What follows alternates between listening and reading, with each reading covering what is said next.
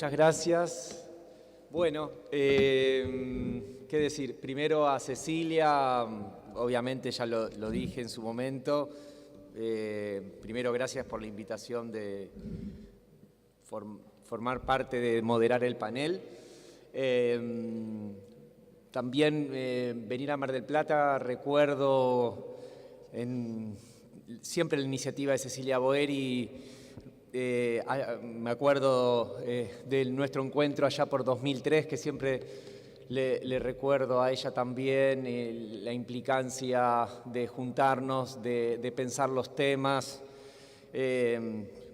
Bueno, nada, para mí siempre ha sido muy importante trabajar, digamos, en encuentros que nos permitan pensar sobre todo las estrategias, las prácticas, y en cierta manera esos espacios que nos permiten también pensarnos, ¿no?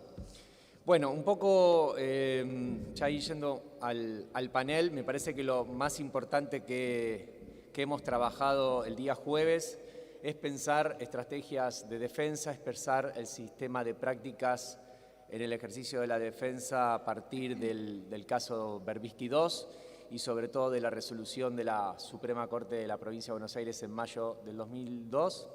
Sobre todo tuvo centralidad porque de las 7 ponencias que se presentaron, 5 tuvieron que ver con la compensación penal y lo que podemos llamar sistema de la medida cualitativa del tiempo, que es, como muchos saben, digamos, una nueva hermenéutica que pensamos en la litigación de la pena y que básicamente tiene que ver con algo fundamental a partir del caso de Plácido Sacarvalho y de Curado, en donde la Corte Interamericana comenzó, digamos, a significar algo que el derecho penal siempre vio, que es la relación entre la situación carcelaria y la cuantificación penal. Y esto es fundamental porque por primera vez la Corte Interamericana definió a la superpoblación como una pauta objetiva de cuantificación penal. Y esto, que siempre ya teníamos grandes problemas, como lo planteaba Mayer en 1993, digamos, siempre el problema de la determinación de la pena es un problema que aqueja a todo el sistema penal y sobre todo a la práctica penal. Y me parece que es fundamental comenzar, digamos, a vincular esta cuestión de el contenido que el fallo tiene, el contenido que le podemos dar a un estado inconstitucional de cosas tal como el fallo plantea en función de hechos que son incontrovertibles, hechos que están a simple vista y que en cada caso en particular nos permita pensar, digamos, la dimensión del tiempo cualitativo. Pensar el tiempo cualitativo en sí tiene que ver justamente con romper esta idea del tiempo lineal en donde se estructura el derecho penal en todo su sentido, digo, tanto en todas las partes, en todas las fases del proceso, es decir, tanto al momento de pensar la prisión preventiva, con el momento de la excarcelación, digamos, y sobre todo y mucho más en la ejecución, donde obviamente lo que hacemos es calcular el tiempo que tiene la persona para agotar pena o el tiempo que le resta para obtener una libertad condicional. Yo pienso que tenemos que dejar este sistema de lado y tenemos que comenzar a trabajar en planteos de índole convencional a partir del cual, digamos, hay un incumplimiento persistente en la posición de garante del Estado y ese incumplimiento persistente se significa en el tiempo de prisión sobre hechos puntuales, hechos que tienen una dimensión muy superior a la privación temporal de libertad.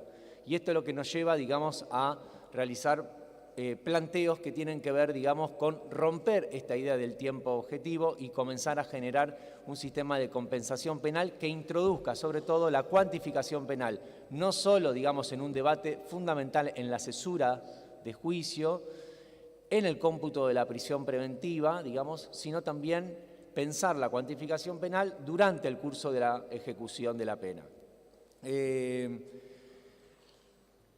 Obviamente esto implicó el trabajo de las 5 ponencias. Yo voy a dar paso luego a Romina y luego a Fernanda, pero primero quería destacar, digamos, algunas conclusiones o caracterizaciones que han tenido las distintas ponencias. Lucía Laporte, digamos, trabajó esta idea de la dimensión cualitativa del tiempo en las penas perpetuas. generando, digamos, pensando de qué forma el uso del tiempo extensivo de la prisión genera una pena que deja de ser proporcional e inidónea, es decir, comenzar a pensar la proporcionalidad de la pena en la pena perpetua por fuera del tiempo objetivo, sino por el impacto que el encarcelamiento extensivo y duradero tiene en el caso en particular. En este sentido, la Defensoría General de la Nación está llevando llevó ante la Comisión Interamericana el caso Álvarez, Guillermo Álvarez, sobre este tipo de planteos, con lo cual hay que seguirlo. Marcelo Villanova fundamentalmente trabajó también el tema de pensar cómo litigar la mensuración de la pena ilícita. Analizamos casos que tuvimos varios casos últimos, sobre todo Morachia, de aquí del Departamento Judicial de Mar del Plata, en donde pensamos y repensamos la idea de lo que la Corte Interamericana plantea como cómputo cálculo, el ejercicio de un cálculo razonable en la compensación penal. Es decir, ¿qué entendemos por cálculo razonable? Cálculo razonable, ¿qué es? Dimensionar, digamos, el tiempo en exceso de un indicador de superpoblación solamente, o trabajar el tiempo, digamos, el tiempo de prisión en virtud de las múltiples circunstancias de sufrimiento que superaron la privación temporal de libertad. En este sentido, digamos, una de las principales conclusiones que por lo menos pudimos dar cuenta es ir más allá del mero indicador de superpoblación como una de las pautas de cuantificación, sino avanzar, digamos, en todos los aspectos de la dimensión del tiempo existencial en prisión, ¿no? Esto implica, digamos, sobre todo fortalecer los estándares probatorios en el marco, digamos, no solo de la ejecución penal, sino también a lo largo de todas las medidas y la extensión del tiempo de la medida de coerción. Rubén Urriza, digamos, bueno, fue muy importante también su ponencia porque nos planteó uno podría decir, violencia institucional judicial, digamos, en que se vive ante la persistencia, el persistente denegatoria de los juzgados de ejecución, aludiendo, digamos, a cuestiones que hacen al hecho de no trabajar o no estudiar o no tener una actitud reflexiva o de arrepentimiento, digamos, durante la ejecución de la pena, algo que lo que nos mostró, y esto es muy saludable, cómo el ejercicio de defensa en el ámbito recursivo permite trascender este tipo de criterios. Mostró un conjunto de casos bastante importante y esto conecta obviamente con lo que Agustín ya nos vino planteando, ¿no? Es decir, cómo también trabajar en los precedentes del Tribunal de Casación en los planteos que se realizan. En este sentido, existieron varias réplicas en el panel en donde nos interpela a pensar si el litigio en la ejecución de la pena tiene que estar centrado en esta idea, es decir, centrada en los informes criminológicos, o ir por fuera de los informes criminológicos, produciendo prueba independientemente de que se canalice en un pronóstico de reinserción social, cuando sabemos de que el Estado, cuando incumplió su posición de garante, no puede emitir ningún pronóstico de reinserción social, y comenzamos a esta idea, digamos, debatíamos de repensar el sistema de nulidades también en la ejecución de la pena. Pablo Saliturri fue también quien introdujo la perspectiva de género en la ejecución penal, algo que es trascendente, no solo por el impacto diferenciado que tiene en las mujeres la pena de prisión, sino también en los varones progenitores y el impacto que esto tiene en el interés superior del niño, con lo cual, obviamente, esta cuestión que hace a pensar los casos dentro de la cláusula convencional del 5 apartado 3 de la Convención es fundamental también para pensar la proporcionalidad de la pena en función de su intrascendencia, ¿no? Bueno, quiero avanzar un poquito con Romina primero y luego con Fernando. Bueno, muchas gracias, Pablo. La verdad, sobre el tema que nos convocó en el panel, que es esto del litigio del tiempo en prisión, no mucho más que agregar a lo que nos comparte Pablo, porque además es un referente en el tema. Yo simplemente, desde mi lugar, yo soy secretaria actual de la Defensoría General de Lomas de Zamora, soy la secretaria de Ejecución Penal, Y simplemente en este ensayo que traemos, pensaba en esto que nos trae el fallo Berbisky de este año, del año 2022, que de alguna manera nos habla de modo expreso sobre el estado de cosas inconstitucional, y esto está expresado, ya lo tenemos en un fallo. Nos parece que a partir de lo que aporta la jurisprudencia interamericana, en los fallos que mencionó Pablo, entre otros, nos permite abrir el abanico y la posibilidad de poder litigar el tiempo en prisión. La propuesta de litigio a partir de esta jurisprudencia, con este cálculo razonable, por supuesto que va a requerir por parte de la defensa pública penal un esfuerzo superlativo, sobre todo considerando el crecimiento exponencial. Yo pensaba en una frase, ¿no? En el año 2005, aquel fallo hablaba de muchos presos en nuestro territorio bonaerense sin sentencia. Y hoy pensamos en muchos presos con sentencia firme, que es posible gracias a procedimientos penales que son más ágiles. Recién mencionaban en el otro panel penal el tema de que esto de la digitalización y de los bienvenidos medios tecnológicos para poder tramitar rápidamente los procesos, esto también, ojo, porque genera sentencias dictadas en tiempo récord. Entonces, en el 2005 hablábamos de muchos presos sin condena. Hoy hablamos de muchos presos con condenas firmes. Entonces, me parece que esta idea es central. Entonces, y hay otra cuestión, la especialidad también de la ejecución penal. Yo recién, creo que es una idea que me surge ahora en la mesa, no la había traído antes, pero ¿por qué no empezar a pensar también en concursos en el Consejo de la Magistratura específicos de defensores de ejecución penal? Así como tenemos jueces de ejecución penal, creo, y me surge ahora aquí con ustedes, en la necesidad de tener concursos específicos en el Consejo de la Magistratura del cargo de defensor de ejecución penal. Digo, porque si esta especialidad la tienen los jueces, ¿por qué no también la defensa? Digo, como idea. Sobre todo por esto que nos enseñaba en algún momento Zaffaroni, no recuerdo para citarlo ahora textualmente, pero digo, hay un discurso muy amplio sobre las cuestiones que tienen que ver con el proceso, y sin embargo un estudio más minúsculo respecto de las cuestiones que tienen que ver con la ejecución de la pena. Entonces me parece que es importante o interesante avanzar en esto. Otra cuestión que me parece que atravesó todos los paneles que yo tuve oportunidad de ver, tanto de manera virtual como de manera presencial en estas dos jornadas, es el tema de la interdisciplina. Digo, esto me parece que atravesó todos y cada uno de los paneles. Y bueno, y como no podía ser de otro modo, en lo que respecta a la ejecución de la pena, también lo necesitamos, así que bienvenido esto.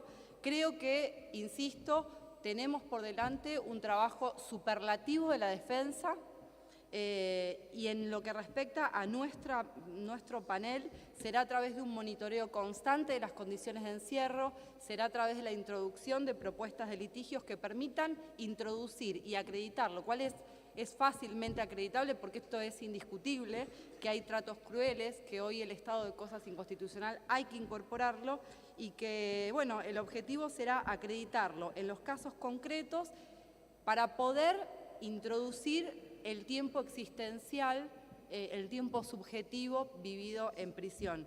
Traigo con esto y cierro aquí con la idea que nos enseña Ana Messuti, que solamente cuando podamos introducir el tiempo existencial, y no solamente en términos cronológicos, como recién nos lo decía Pablo, nos habremos acercado a esa racionalidad que tanto buscamos.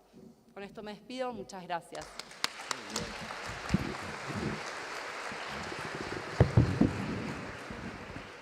Bueno, muchas gracias, otra vez acá. Bueno, en este caso, tomando un poco esta perspectiva analítica en cuanto al tiempo en prisión, el tiempo como pena, tomando de prestado el nombre del libro de Ana Messuti. Me pareció súper importante leyendo artículos y sobre todo recordando siempre de este primer puntapié que tiene que ver en su momento hace 3 décadas con las penas perdidas de Zaffaroni, de cuando el tema a la inclusión del dato social, ¿no?, en todos los litigios para poder representar lo que significa realmente la injerencia del Estado penal en cada persona. Yo soy defensora penal juvenil, como saben, y con lo cual trato de construir todos los días con el impulso y con el litigio una pena especializada, diferente, y obviamente con una convención internacional, y estamos huérfanos de determinados contornos normativos. Vivimos de la analogía, no siempre en buena parte. Somos muy creativos también en el Foro Penal Juvenil. Y en este sentido, un poco leyendo a Ana Messuti y esta perspectiva, recién como decía Romina, esta necesidad de multidisciplinaridad, la mirada filosófica y el entender qué es el tiempo, ¿no? Que el tiempo para cada uno de nosotros es distinto. El tiempo en prisión no es el mismo que el tiempo en la vida social. Y el tiempo en cada persona que está en prisión es existencial y es intersubjetivo. Entonces me parece sumamente importante la propuesta de Pablo, que yo tomo como un puntapié con todo lo que ha trabajado en su tesis doctoral, esa mirada filosófica del tiempo, analizarla en el tiempo existencial de un niño, niña y adolescente o alguien que tiene que responder por un hecho cometido durante su minoría de edad. Y eso te lleva a ir a la práctica, a ver lo que hay y ver que el Estado, que está muy presente en un juicio, desaparece detrás de las rejas y está claramente ausente. Y deja de ser de un Estado garante especial en el caso del Foro Penal Juvenil, y pasa a ser ni siquiera un Estado en términos de Hobbes, en el sentido de seguridad, aunque sea generar a cualquier ciudadano. Ni eso siquiera existe. Entonces me pareció sumamente importante trasladar y proponer en mi fuero donde estamos, donde trabajamos día a día. Yo trabajé en ejecución muchos años, con lo cual también tengo mi corazón ahí, y me parece sumamente importante transmitir, ser porosos en el Foro Penal Juvenil, porque creo que el planteo que se inicia desde Pablo, desde Zaffaroni, desde Ana Messuti, Diego Luna, bueno, hay muchísimos autores que hasta han trabajado este tema buscando soluciones. En el Foro Penal Juvenil tiene más fortaleza, más robustez, más contundencia, porque la pena de un adolescente o quien debe sufrirla en prisión, en mi panel también estaba Celeste Souto, que hablaba de los traslados sistemáticos que se hacen a las unidades penitenciarias. En las unidades penitenciarias la cualidad de la pena es igual que un adulto.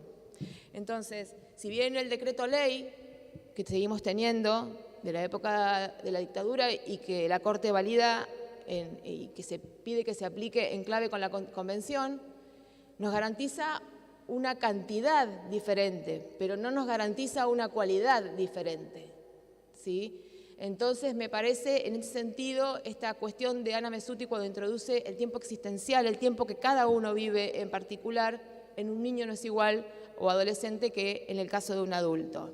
Y esto tiene que tener un impacto de alguna manera, ¿no? No solo, obviamente, cuando Iñaki Riveras Beiras habla en su libro de descarcelización, habla de que hay 3 momentos, ¿no?, en que hay que empezar a descarcelizar. Y el primer momento es lo normativo, y lo segundo es quién decide qué pena va, y lo tercero es quién la litiga y quién la conforma y la construye.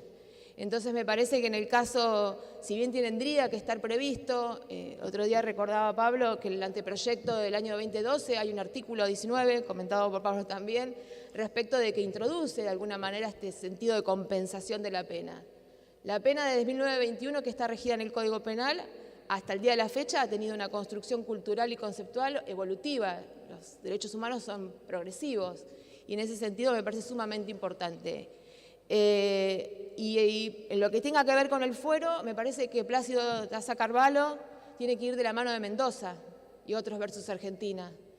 En un fallo que salimos en el Estado argentino fue condenado, y la condena del Estado argentino sabemos que tiene, a diferencia de quien no es condenado, en el Estado tiene una eficacia intersubjetiva. ¿Qué quiere decir? Nos obliga a todos, desde el primer párrafo hasta el último. Y en eso hay recomendaciones, y el 165 claramente dice que la pena de un adolescente niña tiene que ser diferente. Y el Estado no está cumpliendo en este aspecto de ejecución de una sanción penal. tampoco de una prisión preventiva, con lo cual me parece que los planteos que surgen de acá, Pablo, en el sentido del Foro Penal Juvenil son sumamente potentes. Y por último, una de las propuestas específicas que hacía era del artículo 4, que es hablar de la necesidad o no de la pena, que es algo que nosotros tenemos a diferencia de adultos. Es un privilegio que tiene el juez de la justicia especializada. Me parece que eso también debería, y lo propongo también para la justicia de adultos, desde estos planteos, ¿no? La necesidad o no de encerrar a alguien. Y la propuesta es que desde esta mirada, el artículo 4, que se dicta después de una cesura de pena, de un litigio que se hace de la cesura, sobre la necesidad o no de la pena, no sea estático, no sea después de la declaración de respuesta, sea una cuestión dinámica y ni siquiera tenga un hito temporal, cada cuánto podemos pedir la revisión, sino que sea el estado de cosas sufriente el que nos diga cuándo tenemos que decirle al juez, por favor, que ya el Estado no está pudiendo cumplir su obligación de garante o cuándo ya no es necesario estar adentro porque el objetivo de inclusión social no se está pudiendo cumplir. Y quiero cerrar esto porque lo hablamos con Pablo también, algo importante que tiene que ver, y nos vamos a preguntar todos, ¿qué hacemos con la inclusión social?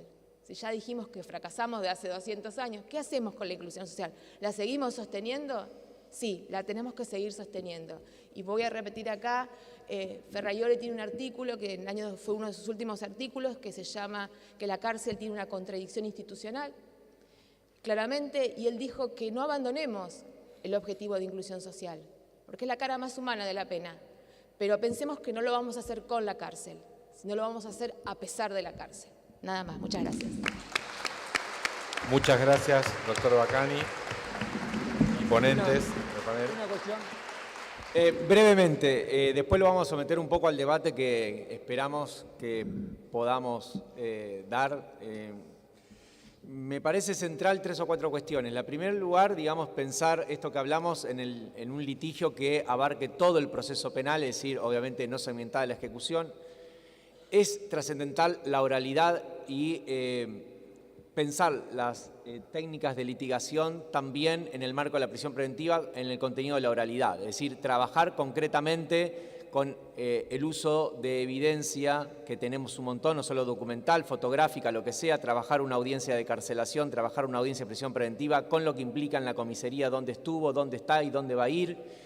Ser creativos en este sentido, la creatividad es algo que no podemos dejar de lado, tenemos que abandonar la repetición, digamos, de planteos que tenga que ver, digamos, con cuestiones meramente abstractas para trascender, y esto es lo que venimos planteando de la dimensión subjetiva del tiempo, del contenido, porque todos sabemos de que las condiciones carcelarias en la provincia de Buenos Aires no son privación temporal de libertad, son mucho más, comprenden un conjunto de suplementos punitivos que tenemos que litigar, que tenemos que evidenciar y tenemos que exigir justamente en los planteos que realizamos, tanto de compensación mensurable como de reparación no mensurable. Justamente, digamos, ese es el sentido fundamental. También la cesura de pena es algo relevante. Tenemos que comenzar a plantear la cesura de pena. El juicio por jurado ha traído esto como una instancia obligatoria. Ya el Código Procesal Penal Federal lo establece obligatoriamente. Tenemos que generar a través del Código Procesal Penal Federal esa pauta de interpretación que sea obligatoria también en los procesos técnicos, de juicios técnicos. Es fundamental que trabajemos desde el 338, es decir, desde el ofrecimiento de prueba, pensar la litigación de la cesura, no solamente por fuera de los mínimos, sino también cuestionar la necesidad o idoneidad de una pena ante un estado inconstitucional de cosas que no solo obviamente hace a la situación carcelaria, sino como ya se planteó acá, y vuelvo a repetirlo, también hace a una autonomía de la defensa que nos hace falta, con lo cual también esperemos que ese estado inconstitucional de cosas que hace a nuestra falta de autonomía cese en lo inmediato. Gracias.